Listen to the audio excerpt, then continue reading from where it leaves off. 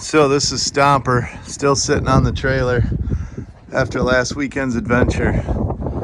And yeah, still just packed with mud and crud. Some of it's actually like weirdly coming off in like layers, kind of almost like chunks of stuff. The trailer's covered, but it is gross. So you can see we actually lost that piece of metal totally. That was the quarter panel there.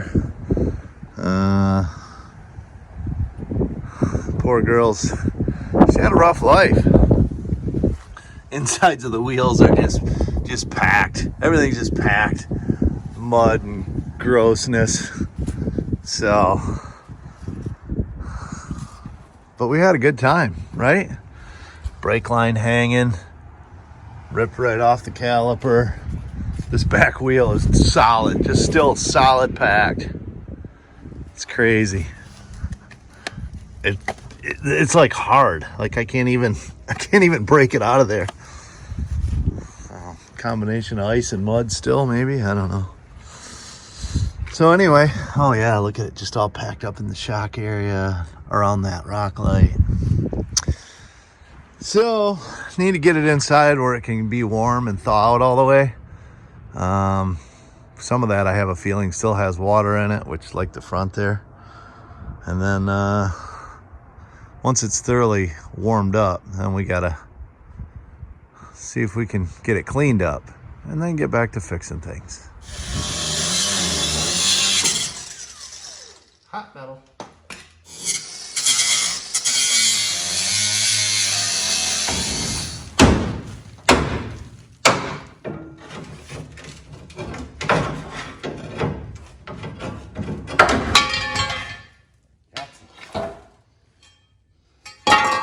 Sweet.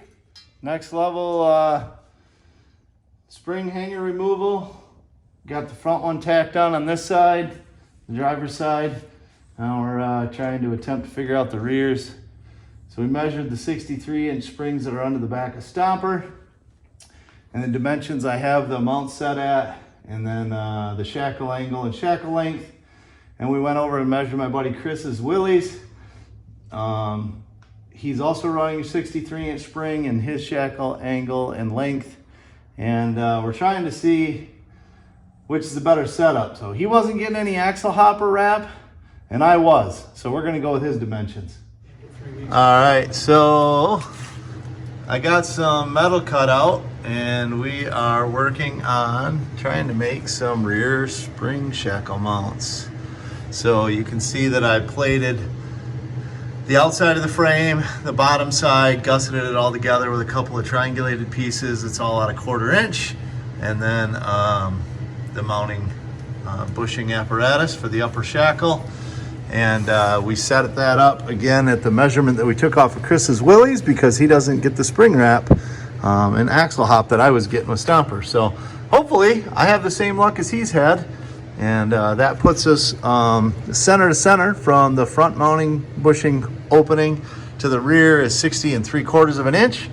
And with a 6-inch shackle, that gives us a 40-degree shackle angle. So hopefully all is well, and that'll be perfect. So now we're gonna get the other side to this point kind of mocked up, and over the course of the next day or two, because nothing happens in a minute, we're gonna see if we can put an axle housing under these leaves and maybe see if it'll hold the truck.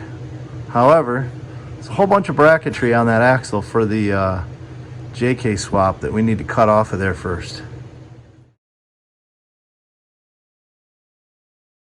All right, so I'm back in the garage working on Spike. I've got both rear springs tacked into place, all the stuff.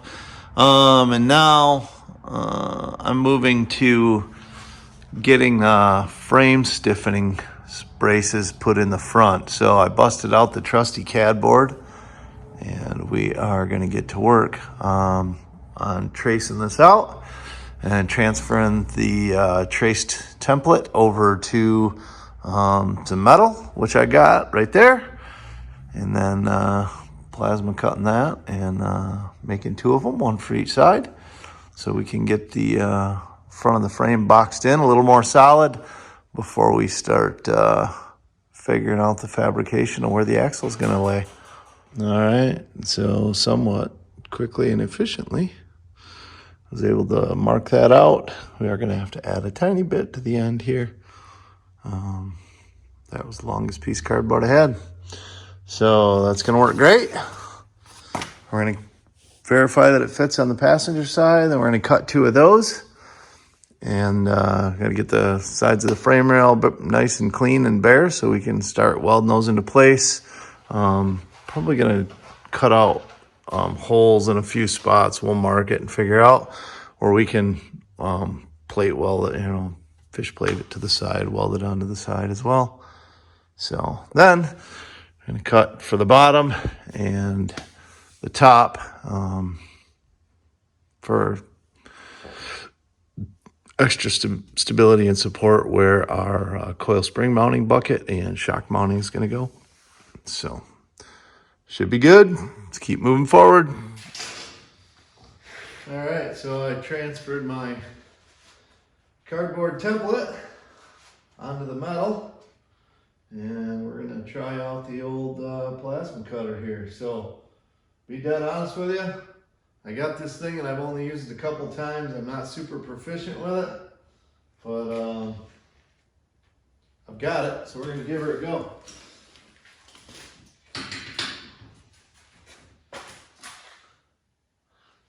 Looks like I'm gonna have to cut the first one and then slide it towards me a touch to cut the other one.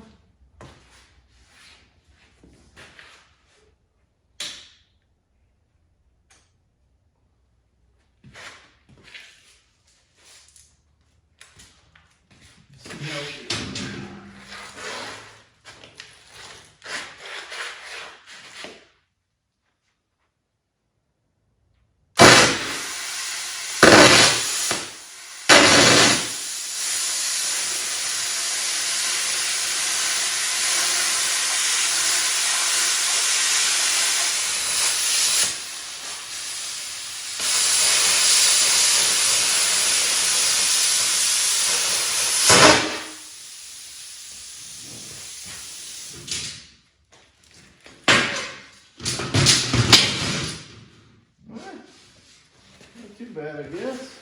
It seems to go easiest if I'm pulling the gun towards me,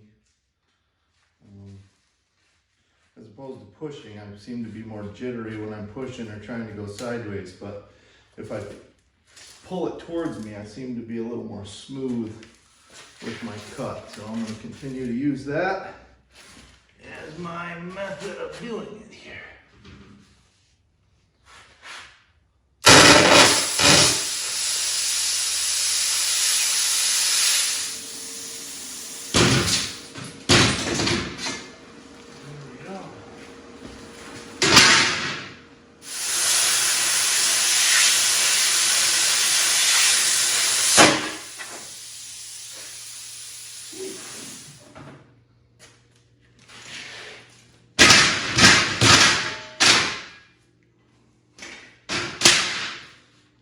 There we go.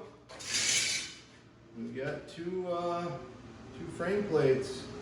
So we'll hit the sides with a grinder, clean them up, and we got to kind of measure out and figure out where we can put those holes in them so that we can weld them, fish plate into the side of the frame. So fun. If you guys got any tips or anything for me on doing that plasma cutting by hand, by all means, drop them in the comments. I'm totally new to it and appreciate any help I can get.